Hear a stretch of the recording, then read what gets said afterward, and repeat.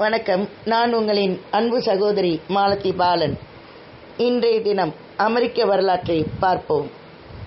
புதிய உலகம் என்று வர்ணிக்கப்படும் அமெரிக்கா 2 கண்டங்களை கொண்டது. வட அமெரிக்கா கண்டத்தில் உள்ளது அமெரிக்க ஐக்கிய நாடுகள் என்று உலக வல்லரசு அமெரிக்கா என்றும் பொதுவாக அழைக்கப்படுகிறது. தென் அமெரிக்காவில் பல நாடுகள் அடங்கியுள்ளன. இந்த 2 கண்டங்களையும் ஒரு குறுகிய நிலப்பரப்பு, அதாவது பனாமா சந்தி இணைக்கிறது. ஆதி காலத்தில் அமெரிக்க கண்டங்களில் மனித குலமே இருக்கவில்லை. 1492 ஆண்டில் இந்தியாவுக்கு புதிய கடல் வழி கண்டுபிடித்த கொலம்பஸ் புறப்பட்ட போது அமெரிக்காவின் கிழக்கு கரையை ஒட்டியுள்ள சில தீவுகளை கண்டுபிடித்தார்.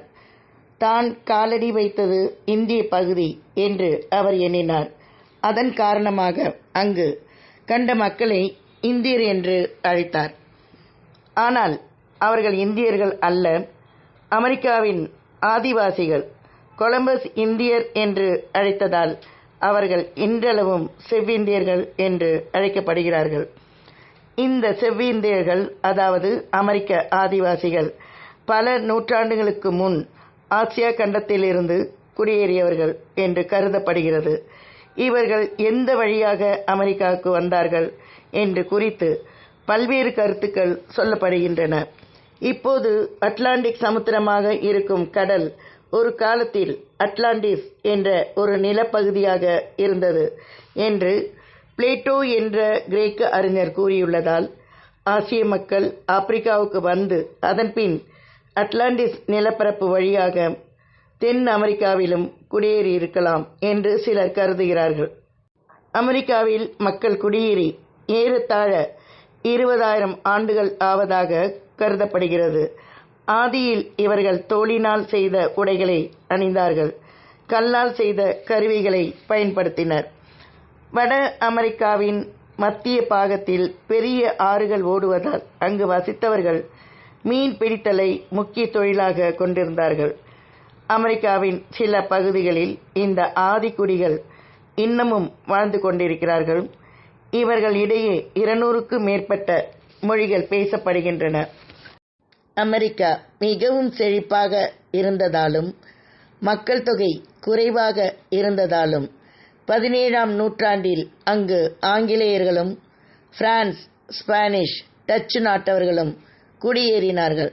குடியேற்றங்கள் தொடங்கிய போது வெளிநாட்டவரை எதிர்த்து ஆதிக்குடியினர் போரிட்டனர். எனினும் குடியேற்றங்கள் தொடர்ந்தன. குடியேறியவர்கள் காடுகள் மிகுந்த வட அமெரிக்க பிரதேசத்தில் மிகவும் உழைத்து வேளாண்மைக்கு ஏற்றதாக நிலங்களை மாற்றினர். குடியேறிய ஆங்கிலேயர்களும் டச்சுக்காரர்களும் அடுத்தடுத்து வசித்ததால் அவர்களுக்குள் அடிக்கடி மோதல்கள் ஏற்பட்டன.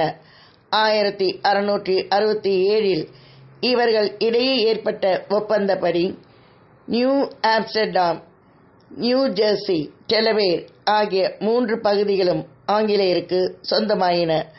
1681இல் பென்சில்வேனியாவில் ஆங்கிலேயர்கள் குடியேறினர். அந்த பகுதிக்கு ஒரு கவர்னர் நியமிக்கப்பட்டார்.